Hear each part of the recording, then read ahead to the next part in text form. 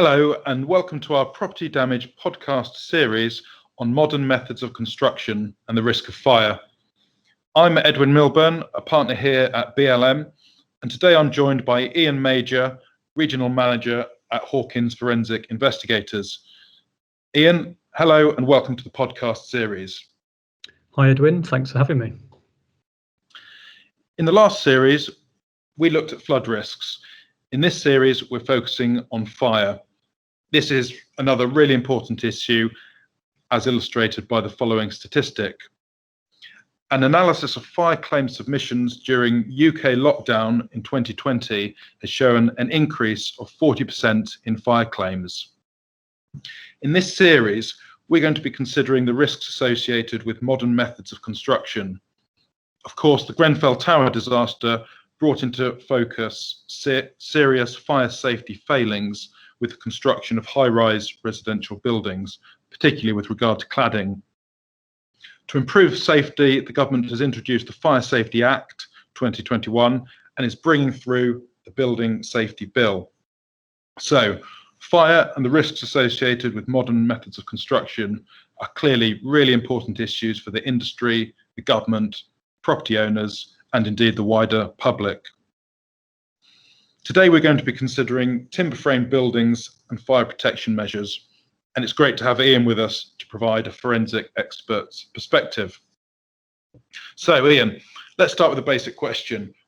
What exactly do we mean when we talk about fire protection in buildings? Well, in the context of building regulations, fire protection is all about protecting people's lives, including the people that use the buildings and the firefighters that have to tackle fires when they occur. So it's all about life safety. But fire protection can also be provided to limit damage to the building itself, and sometimes this might be stipulated by the building owner or perhaps the building insurers, in which case the provisions might go beyond what's required by the regulations.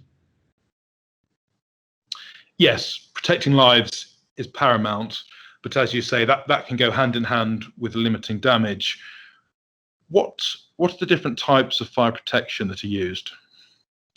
Well, it can take the form of active and passive measures.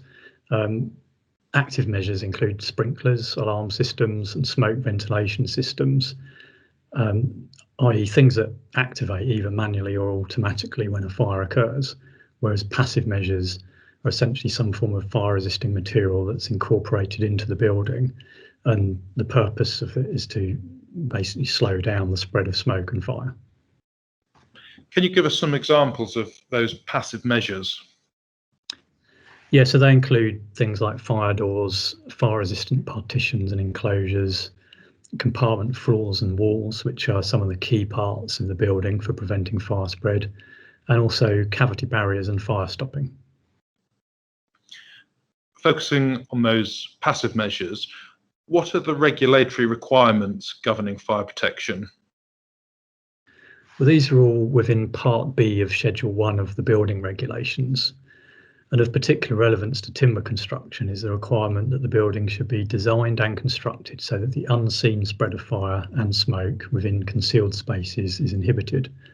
The building regulations don't really give any detail other than it says that measures shall be taken to an extent that is appropriate to the size and use of the building. That sounds open to interpretation. In practical terms, how do you work out what's considered appropriate? Well, there is associated guidance, which is published in the form of Approved Document B. There's a suite of approved documents, and Approved Document B is the one relating to fire safety. And this provides details for measures that would be considered to have met the requirements. As an example, under the topic of cavity barriers, the guidance explains how they should be used to ensure that there are no pathways for fire spread around features such as compartment walls. It also explains how extensive cavities should be subdivided into defined maximum dimensions, typically 10 or 20 metres.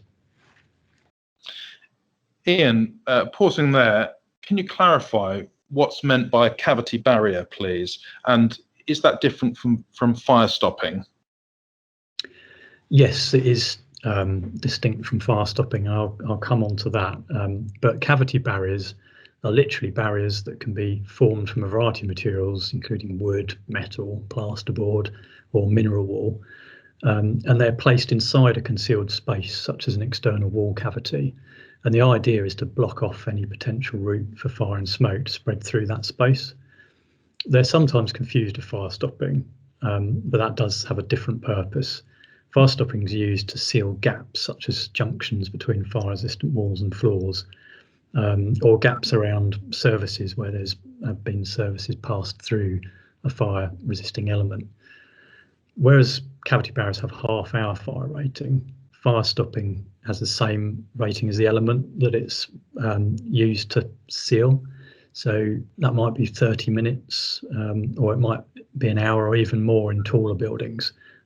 With tall buildings, you might have a 2-hour fire rating, and your fire stopping would need to be used to maintain that rating where you've got a gap. Great, thanks for that clarification. So turning back to the regulatory requirements you mentioned, they apply generally, don't they?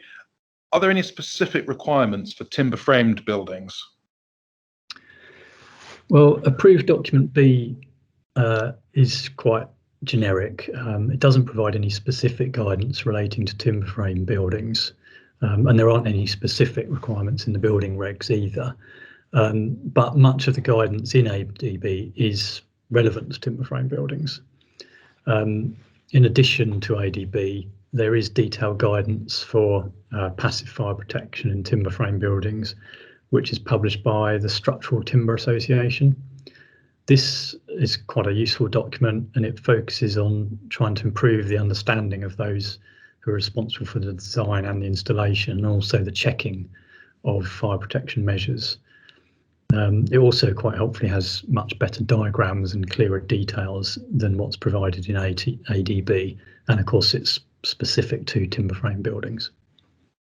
Yes, that detailed guidance sounds as though it could be really helpful. Do you think the guidance itself is adequate? And perhaps more importantly, is it being followed?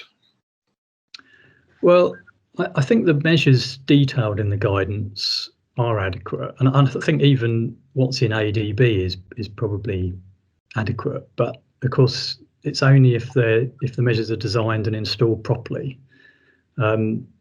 I've seen lots of problems with cavity barriers during investigations that I've carried out. It seems that there's a big problem in that by their very nature, they're in a concealed space. So they're not visible once the building's complete. So if there's a problem, people just don't necessarily know about it. So defects can go unnoticed unless they're picked up during the installation phase, but that would require appropriate supervision. And then, of course, nobody realises the problem until there's actually been a fire, and that's what we see quite a lot. A case of out of sight, out of mind. Yeah. When defects do come to light, what sort of problems are you seeing? Well, it's not just that they're not quite installed as well as they should have been. It's often really quite significant problems. So probably the worst I've seen was where there was a fairly wide cavity between the timber frame and the cladding, around 150 millimetres, so quite a substantial gap that needed to be filled. But the cavity barriers were only about 50 millimetres wide, so they only filled 1/3 of the gap. Clearly that's just not right. And to make matters worse, the battens supporting the cladding had been fitted on top of the cavity barriers, pressing them flat, so it made it even worse than it would have been otherwise. This seemed to me to be an example of one trade fitting the cavity barriers and a following trade fitting the cladding, with no appreciation of the purpose of the cavity barrier or how it should be arranged. I'm sure if people fitting them had appreciated what they were for, they would have realised that it just wasn't right. It was obvious that the cavity barriers wouldn't be able to perform their function, and unfortunately they were installed that way throughout the whole building and also on other similar buildings within the development.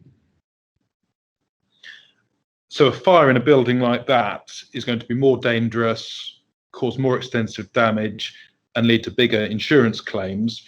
And putting right the defects in the other parts of the development would also be very expensive too, I expect.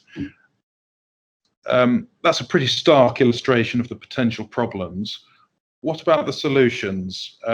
How do you think the industry could improve its response to these problems?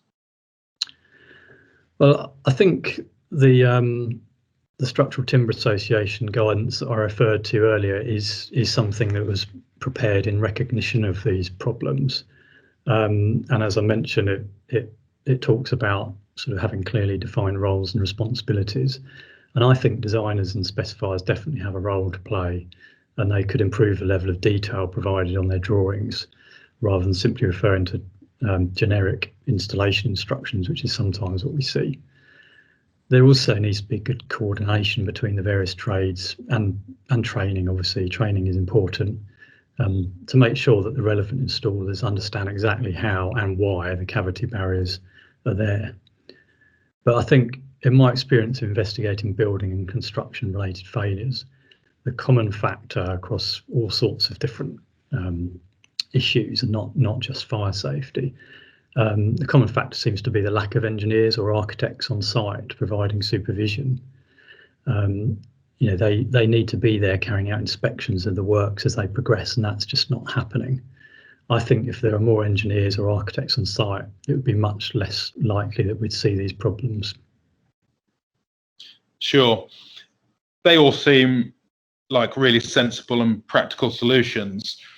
I suppose in the real world, employers and contractors are facing costs and time pressures, and that might explain why these measures are not always being followed as well as they might be.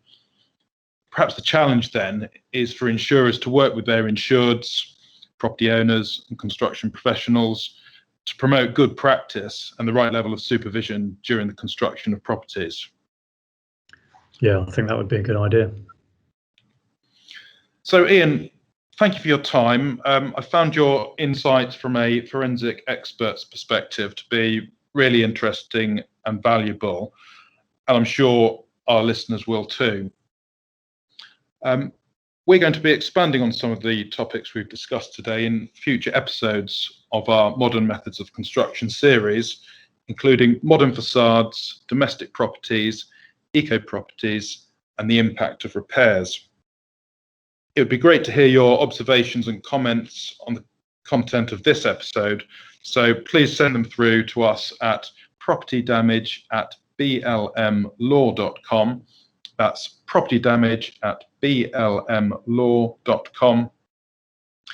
Thank you for listening to our conversation today. We hope you tune in for the next episode.